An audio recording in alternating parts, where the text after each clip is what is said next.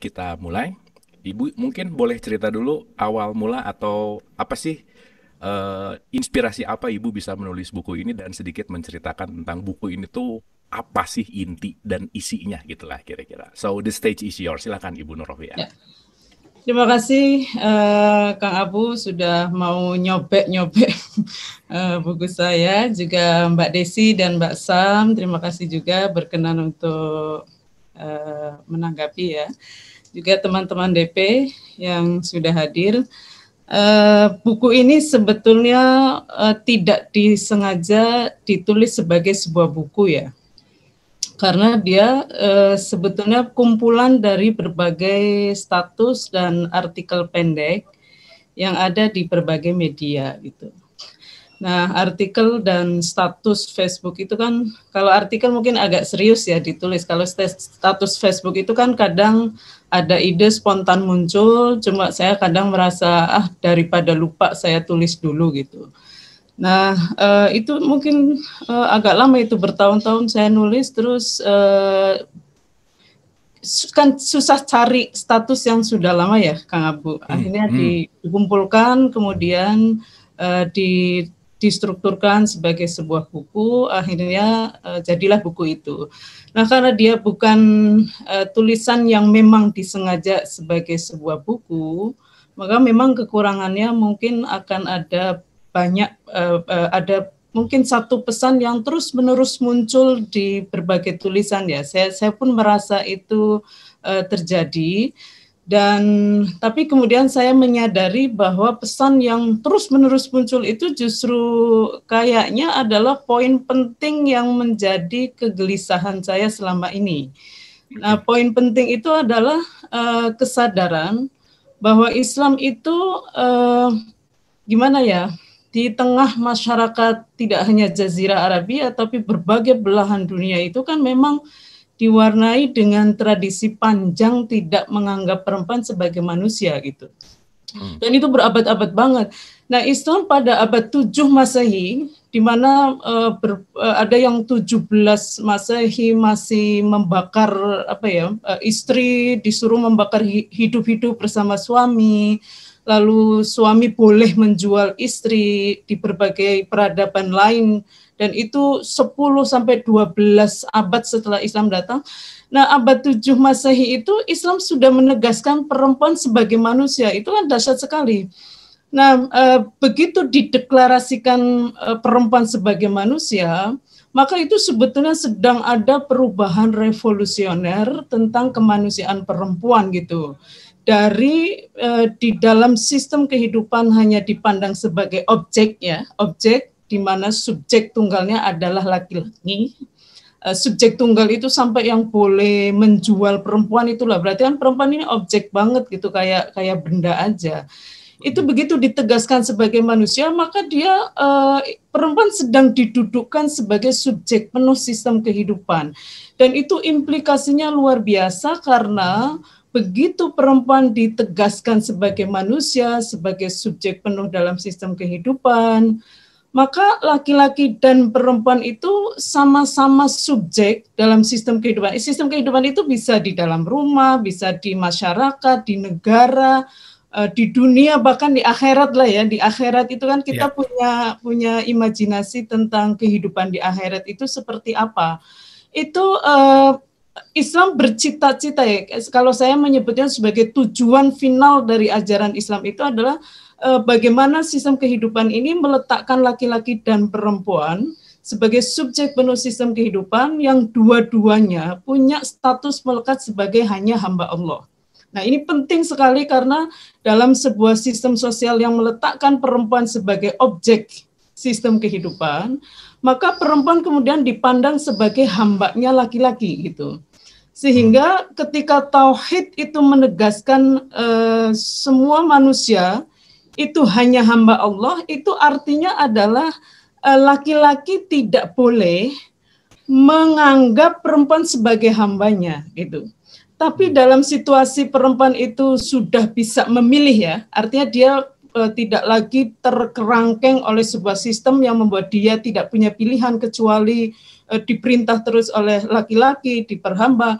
Maka tauhid juga larangan bagi perempuan untuk meletakkan diri sebagai hambanya laki-laki itu. Nah, yang kedua, sebagai subjek penuh sistem kehidupan, sebagai sama-sama manusia, maka laki-laki dan perempuan juga punya amanah melekat di dalam dirinya sebagai khalifah fil ard, sebagai penerima mandat atau mandataris di muka bumi untuk mewujudkan kemaslahatan seluas-luasnya. Dan seluas-luasnya di muka bumi itu artinya adalah laki-laki tidak hanya dituntut untuk berbuat kemaslahatan di luar rumah tapi juga di dalam rumah, dan perempuan itu tidak hanya diharapkan dituntut untuk berbuat kemaslahatan di dalam rumah tapi di luar rumah seluas-luasnya. Karena apa? Dua-duanya menjadi subjek penuh sistem kehidupan. Cuma nanti Kang Abu tidak berhenti di situ ya, karena laki-laki dan perempuan ini kan bagaimanapun secara biologis berbeda gitu. Terutama karena sistem reproduksinya, di mana secara umum ya laki-laki itu kan fungsi reproduksinya itu cuma mimpi basah, hubungan seksual gitu. Dua-duanya hanya berdurasi menitan ya, dan memberikan kenikmatan pada laki-laki. Sementara perempuan itu fungsi reproduksinya panjang banget, ada hubungan seksual menitan juga, tapi pada perempuan itu bisa ada rasa sakitnya, Kak Abu, tidak seperti laki-laki. Lalu menstruasi itu sudah mingguan dan pasti ada rasa sakitnya. Al-Quran sendiri mengatakan menstruasi itu sebagai adza, sesuatu yang menyakitkan. Lalu hamil itu bukan menitan lagi, sudah bulanan. 9 bulan, ada sakitnya apa enggak? Ya ada. Al-Quran sendiri juga menyebutnya sebagai wahnan ala wahnin. Itu sakit yang berlipat-lipat. Begitu juga melahirkan, nifas dan menyusui bahkan 2 tahun. Jadi kalau laki-laki itu hanya menitan, perempuan itu menitan ada, jam-jaman ada, harian ada, mingguan ada, bulanan ada, tahunan ada, komplit, dan semua ada sensasi biologis sakit itu. Maka ketika melihat perempuan sebagai subjek penuh sistem kehidupan, sebagai sama-sama manusia, maka perempuan itu, pengalaman perempuan ya khas tadi, seperti menstruasi, hamil, melahirkan, nifas, dan menyusui, itu kan laki-laki nggak mengalaminya sama sekali. Nah, itu mesti dipandang sebagai bagian tak terpisahkan dari kemanusiaan perempuan. Sehingga meskipun apapun implikasi dari fungsi reproduksi yang khas perempuan itu, kalau dia melahirkan, kalau dia misalnya menstruasi dan sebagainya, itu mesti dipandang sebagai kemanusiaan gitu loh, isu kemanusiaan. Misalnya gini, Kang Abu, angka kematian ibu ya kan tinggi tuh. Kematian ibu karena melahirkan itu kan hanya perempuan. Kematian yang disebabkan oleh melahirkan itu kan hanya perempuan yang mengalami. Meskipun itu problem khas perempuan, mesti dipandang sebagai problem kemanusiaan, problem kebangsaan, problem keumatan, sehingga menjadi sesuatu yang ditangani bersama oleh sesama manusia termasuk laki-laki gitu. Jadi jangan melihat pengalaman khas perempuan sebagai pengalaman keperempuanan yang mesti diatasi sendiri oleh perempuan, lalu bangsa tidak mengatasi, agama tidak mengatasi gitu. Karenanya nanti kebijakan negara, kemaslahatan agama, kearifan sosial, itu mesti mempertimbangkan pengalaman khas perempuan ini supaya tidak makin sakit, dan bagaimana caranya supaya difasilitasi sehingga berkurang efek sakit dan kerepotannya. Nah, kira-kira begitu Kang Abu, inti dari inti adalah gimana caranya ya membangun kesadaran. Itu kan tadi baru pengalaman biologis nih Kang Abu. Saya menyebutnya 5 pengalaman biologis perempuan. Ada lagi 5 pengalaman sosial perempuan. Kalau yang ini kan karena ada tadi itu sejarah panjang tidak memanusiakan perempuan, sehingga perempuan itu kerap mengalami tindakan tidak adil hanya karena menjadi perempuan. Misalnya stigmatisasi ya, dicap buruk, prasangka buruk kepada perempuan, perempuan itu sumber fitnah misalnya gitu. maka semua persoalan itu ujung-ujungnya perempuan yang disalahkan. Sampai ketika perempuan jadi korban perkosaan pun, lalu yang ditanya itu loh, bajunya apa, keluar malam kali, duduknya gimana, jangan-jangan memang mancing gitu. Jadi bahkan ketika jadi korban kejahatan pun orang tidak refleks yang, loh siapa nih yang melakukan kejahatan, kenapa dia melakukan kejahatan gitu. Tapi perempuan yang jadi yang jadi objek untuk disalahkan. Yang kedua adalah marginalisasi. Marginalisasi itu perempuan dipinggirkan dari proses penting, termasuk pengambilan keputusan sangat penting sekali berkaitan dengan perkawinan. Jadi ada satu pemahaman ya, anak perempuan itu boleh dipaksa kawin gitu. Nah bayangkan kalau dipaksa kawin itu berarti kan akan dipaksa untuk hubungan seksual kan nantinya begitu.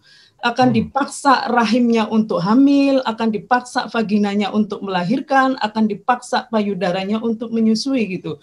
Nah itu luar biasa sekali hanya karena menjadi perempuan lalu dia tidak punya otoritas atas tubuhnya. Ini yang disebut marginalisasi ya, dia tidak dilibatkan dalam keputusan penting. Yang ketiga adalah subordinasi, itu misalnya dipandang rendah atau lebih rendah dari laki-laki karena dia perempuan. Misalnya dipandang sebagai objek seksual, kemudian sebetulnya kalau dipandang sebagai objek seksual itu juga proses merendahkannya itu berlapis-lapis Kang Abu, karena di dalam Islam itu kan laki-laki dan perempuan sebagai manusia itu sama-sama makhluk fisik dan spiritual juga intelektual. Tapi kalau dianggap objek seksual itu kan berarti diturunkan hanya sebagai makhluk fisik, lalu diturunkan lagi sebagai makhluk seksual, diturunkan lagi sebagai objek seksual gitu. Dan yang keempat adalah kekerasan ya, kekerasan berbasis gender itu macam-macam, termasuk di dalamnya juga kekerasan seksual. Yang terakhir adalah beban ganda. Beban ganda itu karena ada pemilahan ruang, di mana rumah dianggap sebagai ruangnya perempuan, luar rumah dianggap sebagai ruangnya laki-laki, sehingga ketika perempuan aktif di luar, dia tetap wajib melakukan urusan rumah tangga. Sehingga rumah tangga sama luar. Tapi kalau laki-laki misalnya tidak punya kerjaan, Kang Abu, lalu tinggal di rumah dan meyakini bahwa urusan rumah, urusan perempuan, maka beban dia jadi nol gitu. Nah ini tidak adil tentu saja ya. Karenanya sesuatu disebut kemaslahatan kalau dalam agama ya, juga kebijakan dalam level negara itu tidak boleh mengandung satupun dari 5 tadi. Jadi yang pertama adalah harus mengakomodir ya, mempertimbangkan pengalaman biologis perempuan supaya tidak makin sakit. Yang kedua, memastikan bahwa salah satu atau lebih pengalaman sosial perempuan berupa ketidakadilan gender tadi tidak terjadi sama sekali. Jadi itu kayak lensa gitu Kang Abu yang mesti benar-benar dipakai untuk melihat sesuatu sebagai kemaslahatan agama yang hakiki atau tidak bagi perempuan, kebijakan negara itu bijak hakiki enggak bagi perempuan. Kalau mengabaikan pengalaman perempuan baik biologis maupun sosial, maka kita menyebutnya sebagai keadilan yang bersifat formal saja, tidak sampai hakiki bagi perempuan. Ya, begitulah kira-kira pesan utama dari buku yang sedang kita sobek-sobek ini. Oke, Bu. Saya ngerasain energinya Ibu di tulisan ini sangat apa ya, greget gitu ya, gemes gitu. Dan saya bacanya juga ya tadi ngelihat di abad 7 Islam hadir, 17 masih ada yang membakar di India gitu ya, masih ada yang menjual dan seterusnya. Nah, pertanyaannya adalah Ibu Nurrofiah ini sedang melawan arus dalam tanda petik mainstream populer dengan buku ini tentu saja membuka paradigma yang sudah ratusan tahun mungkin. Nah, pertanyaannya adalah apa sih Bu tantangan Ibu untuk menyebarkan ini? Apa sih tantangannya kira-kira? Silakan. Ya betul, karena kalau saya pinjam ini ya, satu ibarat dari Arkun menurut saya bagus sekali. Dia mengatakan bahwa pesan-pesan genuin di dalam Al-Quran itu banyak tidak kelihatan karena mata kita itu tertutup oleh banyak debu katanya gitu. Debu yang paling kuat itu adalah debu ideologis. Misalnya perbedaan madhab, perbedaan madhab dalam akidah, perbedaan madhab dalam fikih, mungkin juga perbedaan pilihan politik dan lain sebagainya. Itu kayak menutupi mata sehingga pesan-pesan keadilan di dalam Al-Quran itu menjadi tidak kelihatan gitu. Nah, saya merasa ya setelah ada lensa gender, itu salah satu debu yang paling tebal menutupi mata kita dalam melihat pesan Al-Quran adalah debu patriarki gitu. Jadi debu yang gimana ya? Karena itu kan berabad-abad lamanya ya, sehingga dia itu sampai yang mewarnai alam bawah sadar kita. Nah, alam bawah sadar kita itu berisi nilai-nilai yang kita wariskan sejak kecil. Jadi sejak kecil itu kita semua, saya sering mengatakan bahwa kita semua adalah anak kandung dari sistem patriarki. Nah, sistem patriarki ini memang satu sistem yang meletakkan laki-laki sebagai subjek tunggal sistem kehidupan, di mana perempuan menjadi objek. Ini yang saya sebut sebagai patriarki garis keras gitu ya. Nah, yang kedua adalah sistem patriarki yang agak lunak nih. Kalau dalam sistem patriarki agak lunak ini, laki-laki menjadi subjek primer, perempuan subjek sekunder. Itu dari kecil kita ditanam dengan nilai-nilai seperti ini. Seperti perempuan itu melayani, itu kan dari kecil. Ya, dari betul. Kecil kita lihat saja ya, mainan anak-anak itu kan kalau laki-laki itu mobil-mobilan ya, kemudian senjata, kemudian apalagi yang bersifat cekatan, berani dan seterusnya. Kalau perempuan itu masak-masakan gitu, lalu main boneka, itu kan sebetulnya melayani. Jadi kita sedang dididik seperti itu sehingga ketika besar, laki-laki menjadi canggung ada di dapur gitu. Canggung mengapa? Karena dari kecil dia diberi nilai bahwa dapur itu urusan perempuan, anak itu urusan perempuan gitu. Dengan mainan tadi itu. Maka tantangan dari kita sendiri ya, kita itu kalau tidak secara sengaja mempelajari gender itu kadang kecenderungan besarnya adalah cara pandang kita itu patriarki sekali. Bahkan ketika sudah belajar gender bertahun-tahun pun, kalau kita tes secara refleks itu belum tentu kita adil. Contohnya begini Kang Abu, saya sering ya dalam pelatihan itu, ketika kita mendengar kalimat ini nih, pengusaha tidur bersama istri temannya, itu yang refleks muncul dalam pikiran kita apa? Misalnya gitu ya. Yang langsung jawabnya zina gitu. Ya, misalkan. Zina, lalu selingkuh dan lain sebagainya. Itu termasuk yang aktivis gender juga banyak menjawab itu. Saya pun bagian dari yang kemudian refleks di kepala saya adalah terjadi perselingkuhan nih gitu. Artinya meskipun secara sadar saya tahu banyak pengusaha perempuan, alam bawah sadar kita, kalau refleks itu kan alam bawah sadar, itu masih berpikir pengusaha adalah laki-laki. Sehingga ketika ada pengusaha tidur bersama istri temannya, berarti terjadi sesuatu gitu ya. Tidak yang refleks, oh bisa jadi kan pengusahanya perempuan atau apapun sehingga tidak muncul zina dan lain sebagainya. Nah itu contoh saja. Iya, jadi belum tentu yang belajar aja belum tentu alam bawah sadarnya otomatis bergerak gitu, berubah. Apalagi yang mendengar kata gender aja belum pernah gitu. Sehingga nanti ada orang yang sangat baik sekali, tetapi begitu bicara tentang isu gender itu bisa yang sama sekali berbeda gitu. Termasuk ini Kang Abu, mental saya sendiri mesti menyiapkan diri ya. Misalnya saya percaya bahwa urusan rumah tangga itu bersama gitu, laki-laki dan perempuan. Tapi belum tentu saya siap melihat misalnya ya, anak laki-laki saya sedang nyuci piring, kemudian istrinya duduk di meja makan main HP. Belum tentu loh, belum tentu saya siap. Makanya harus mempersiapkan diri.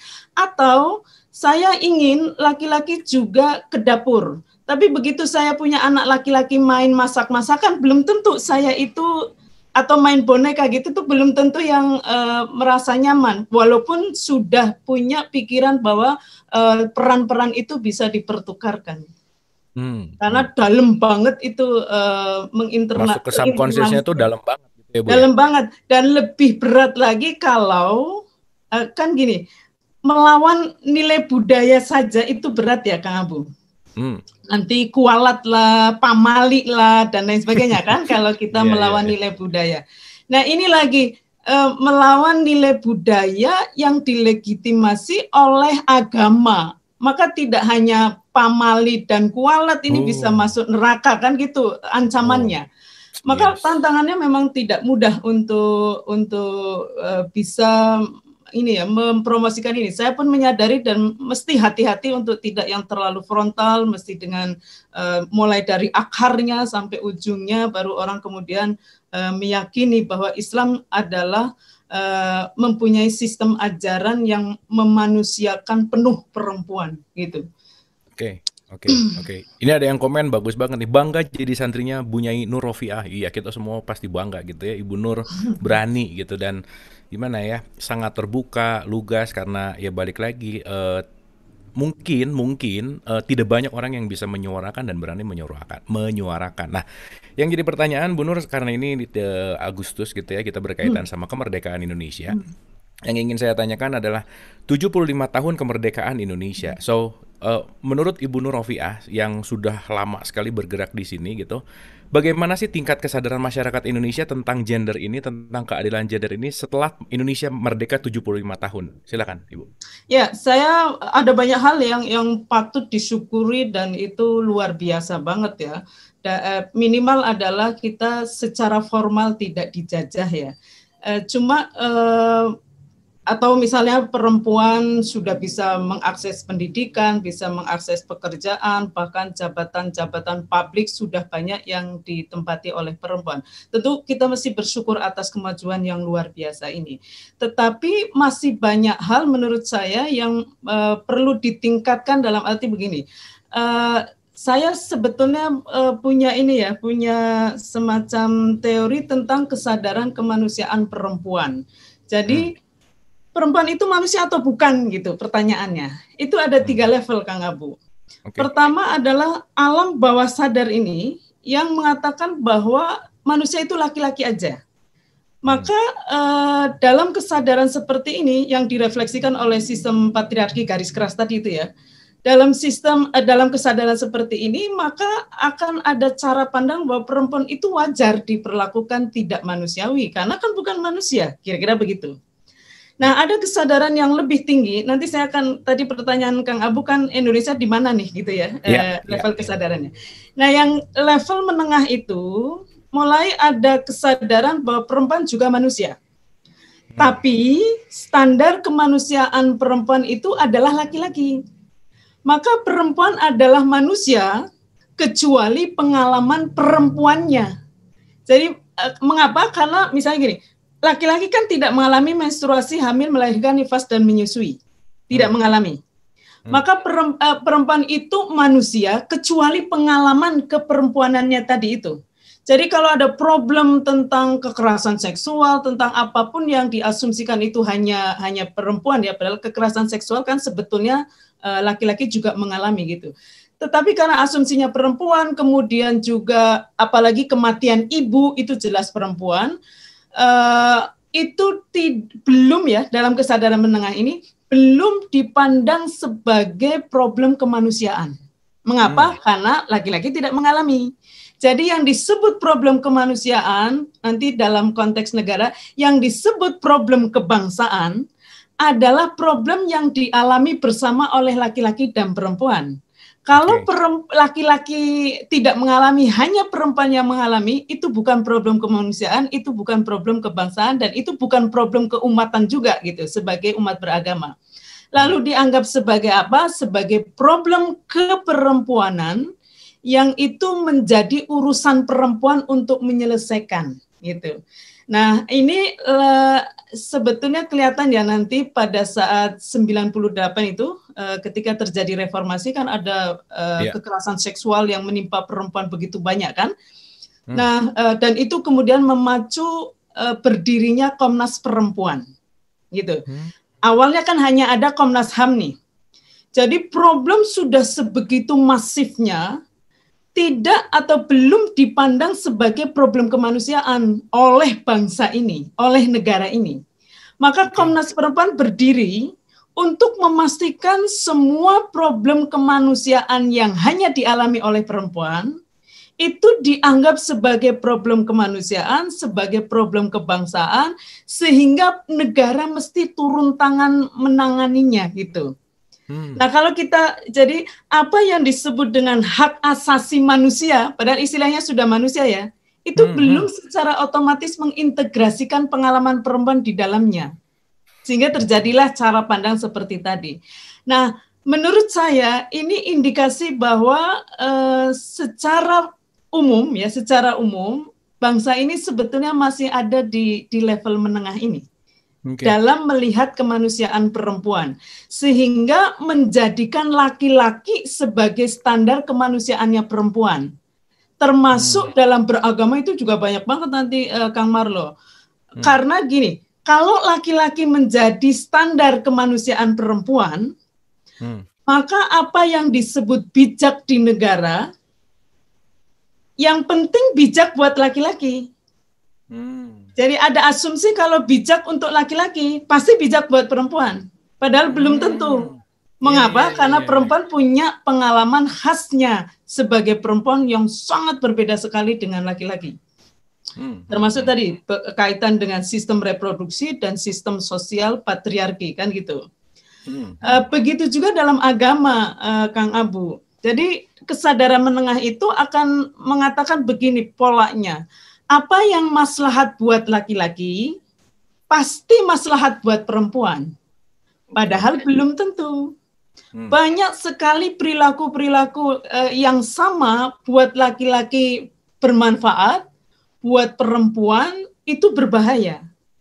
Misalnya kawin anak ya, kawin anak nih Kang Abu. Anak laki-laki dan anak perempuan sama-sama nikah nih, dinikahkan.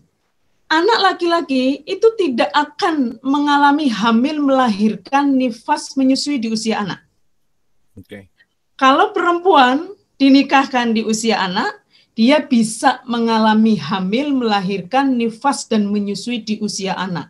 Dan itu berbahaya sekali. Mengapa? Karena Al-Quran sendiri mengatakan kehamilan melahirkan itu sebagai wahnan ala wahnin, sakit yang berlipat-lipat. Sehingga kalau hamil karena suami yang dicintainya, misalnya ya, suami dicintainya, perempuan dalam usia dewasa, kehamilan itu sangat dinantikan, apakah tidak sakit? Ya sakit juga gitu loh. Iya, jelas.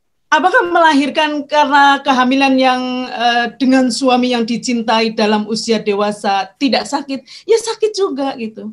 Apalagi kalau kehamilannya itu disebabkan hubungan seksual yang dipaksa, perkawinan yang dipaksa dalam usia anak pula gitu. Maka kan semakin menjadi sakit gitu. Walaupun bagi laki-laki tidak ada dampak itu, perkawinan itu kan dua orang nih. Buat perempuan sakit sekali, bahkan bahaya ya. Bagi laki kan tidak. Bahkan mungkin dia ada apa ya, saluran untuk tidak zina, apalah gitu. Tapi bagi perempuan itu berbahaya. Maka tindakan ini mestinya tidak bisa disebut sebagai kemaslahatan gitu. Mengapa? Karena berdampak buruk bagi perempuan. Nah, kalau dalam kesadaran menengah seperti tadi, yang begini tidak dipertimbangkan. Yang penting bagi laki-laki oke, maka oke bagi perempuan, gitu logikanya. Termasuk khitan itu menurut saya ya. Khitan bagi perempuan, khitan bagi laki-laki itu kan memang sehat sekali. Sangat sehat sekali. WHO mengenalnya, kemudian ada SOP diajarkan di Fakultas Kedokteran dan Kebidanan, sehingga sudahlah aman, ada prosedur yang baku, dan itu meningkatkan kualitas reproduksi laki-laki, karena kemudian saluran air seni dan sperma menjadi lancar. Yang dipotong pun kan kulit, bukan daging. Nah, perempuan beda, karena perempuan itu fungsinya lebih banyak nih. Mohon maaf ya, vagina itu menerima sperma, menerima penis, mengeluarkan darah menstruasi, mengeluarkan darah nifas, mengeluarkan bayi. Maka alat kelamin perempuan itu dilengkapi oleh Allah dengan sistem pembuluh darah dan sistem syaraf yang sangat kompleks untuk mendukung fungsi reproduksinya yang sangat beragam dan lama itu. Kalau terjadi perlukaan, apalagi pemotongan, maka bisa membuat sistem pembuluh darah, sistem jaringan syaraf itu putus, rusak, putus, dan hilang. Kalau begitu, nggak bisa dibalikin lagi gitu, Kang Abu. Bayangkan loh, itu sistem syaraf, jaringan pembuluh darah lengkap saja nih, asumsikan lengkap. Apakah melahirkan tidak sakit? Pasti sakit, gitu loh. Apalagi ini jaringan sistemnya dipotong, dirusak, dihilangkan. Ya pasti makin sakit sekali. Jadi bagi laki-laki itu sangat bermanfaat sekali, bagi perempuan tidak sama gitu. Tetapi dalam kesadaran menengah, apa yang bagus buat laki-laki pasti bagus buat perempuan gitu asumsinya, cara berpikirnya. Mengapa? Karena perempuan itu adalah sekunder. Jadi kemaslahatan diutamakan untuk laki-laki, laki-laki menjadi standar kemaslahatan bagi perempuan. Nah, yang ketiga, ini menurut saya yang menjadi cita-cita tertinggi Islam adalah laki-laki dan perempuan itu sama-sama manusia, standar kemanusiaannya sama pada pengalaman yang sama, dan harus beda pada pengalaman yang berbeda. Misalnya apa? Kan tadi ada menstruasi, hamil, melahirkan, nifas, dan menyusui. Maka ketika mau merumuskan kebijakan negara, mau merumuskan kemaslahatan agama, mesti dipastikan itu maslahat buat perempuan ketika mengalami menstruasi atau hamil atau melahirkan atau nifas atau menyusui gitu. Gimana ya caranya membuat kebijakan negara, membuat layanan publik, misalnya bagaimana mendesain stasiun kereta api, mendesain airport, mendesain kantor-kantor pemerintahan yang memberikan layanan publik, supaya pengalaman perempuan itu ketika perempuan menjalaninya, kemudian menggunakan fasilitas itu, dia tidak masalah karena ada fasilitas yang dipikirkan untuk mereka yang sedang menstruasi atau hamil atau baru melahirkan atau sedang nifas atau sedang menyusui gitu. Saya contohkan toilet ya, Kang Abu. Ini kayaknya sepele tapi itu sangat vital sekali. Dengan sistem reproduksi seperti tadi, siapakah yang paling sering ke toilet dan lebih lama? Perempuan. Perempuan. Ya. Bandingkan saja laki-laki mau buang air kecil, perempuan mau buang air kecil sedang menstruasi. Maka laki-laki itu bisa sambil berdiri, tidak perlu ruangan khusus, kan kadang hanya sebatas berdiri gitu, dan itu cepat sekali. Perempuan itu harus buka dulu, buang dulu pembalut yang kotor, ganti yang bersih, membersihkan vaginanya, lalu merapikan dan lain sebagainya. Itu bisa panjang sekali, apalagi sedang hamil, apalagi sedang menyusui, bawa bayi, makin lama lagi. Maka kalau kesadaran yang ketiga tadi, kesadaran tertinggi, itu toilet umum didesain pada perempuan lebih banyak mestinya daripada laki-laki. Kalau berpikir keadilan itu hanya sama, maka nanti menjadi tidak adil karena kebutuhannya berbeda, gitu. Yes. Demikian juga, jadi kalau saya melihat ya agak menakjubkan juga kalau pada abad 7 Masehi, Al-Quran itu sudah bicara tentang pengalaman biologis perempuan ini tidak semata-mata sebagai isu, Kang Marlo dan teman-teman, tapi sebagai perspektif gitu. Misalnya ketika bicara tentang menstruasi ya, Al-Quran tidak memberi petunjuk apapun kepada perempuan yang sedang menstruasi. Siapakah yang diberi petunjuk? Laki-laki. Coba. Mereka bertanya padamu tentang menstruasi. Katakan bahwa menstruasi itu sesuatu yang bisa menimbulkan rasa sakit. Maka tinggalkan perempuan, tinggalkan mereka, maksudnya beri mereka waktu untuk istirahat gitu ya.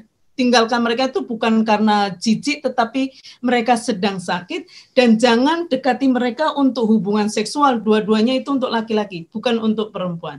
Jadi ayat ini sedang mengajarkan kepada para laki-laki untuk punya cara pandang yang empatik pada perempuan yang sedang mengalami menstruasi. Begitu juga ketika Al-Quran mengatakan kehamilan, melahirkan itu sebagai wahnan ala wahnin, ya, sebagai sakit di atas sakit, itu juga sedang mengubah cara pandang masyarakat, cara pandang manusia pada kehamilan sebagai urusan perempuan saja. Tetapi Al-Quran menegaskan seperti ini ketika bicara tentang kehamilan itu. Anishkurli wali walidaik. Itu kan ada wawassainal insana biwalidayhi. Kami wasiatkan manusia, itu kalimatnya, kepada agar bersikap baik pada kedua orang tua.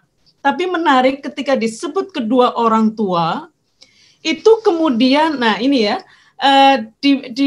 Allah berwasiat untuk berbuat baik pada kedua orang tua, tapi sebabnya itu hanya ibu yang mengalami, yaitu hamil, kemudian hamil, tentu saja kemudian hamil itu disertai dengan melahirkan, dengan nifas, lalu menyusui gitu. Dan yang menarik kalimat terakhirnya itu, anishkurli wali walidaik. Jadi menarik untuk juga merefleksikan mengapa disebut kedua orang tua, tapi kok pengalaman perempuan saja yang disebutkan. Ternyata Kang Marlo, ada satu sistem sosial ya yang mewariskan perempuan itu loh. Sehingga kan tadi ya, tidak hanya di Arab, tapi di berbagai belahan dunia, perempuan itu milik mutlaknya laki-laki, pertama ayahnya, kedua suaminya, lalu anak laki-lakinya. Sehingga anak laki-laki yang menerima ibu sebagai warisan dari ayahnya, itu bisa hubungan seksual dengan ibu kandungnya. Sehingga ibu itu tidak diperhitungkan lah, kira-kira begitu. Tidak diperhitungkan sebagai orang tua oleh anak, oleh masyarakat seperti ini.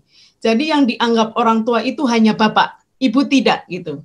Sehingga ketika Al-Quran mengatakan kami wasiatkan manusia untuk berbakti kepada orang tua, kedua orang tua, lalu sebabnya perempuan semua, pengalaman perempuan, itu sebetulnya ada pesan sosial bahwa ibumu juga orang tuamu yang kamu juga harus berbakti kepadanya seperti kamu berbakti pada ayahmu. Okay. Jadi semacam penegasan bahwa ibumu juga orang tuamu. Nah, ujungnya itu yang menarik. Anishkurli wali walidaik. Kalian itu hanya bersyukur kepadaku, kira-kira kan itu untuk bersyukur padaku dan berterima kasih kepada kedua orang tuamu gitu ya. Jadi manusia itu diberi wasiat oleh Tuhan untuk berbakti pada dua orang tua dan bersyukur kepadaku Tuhan dan kepada kedua orang tua.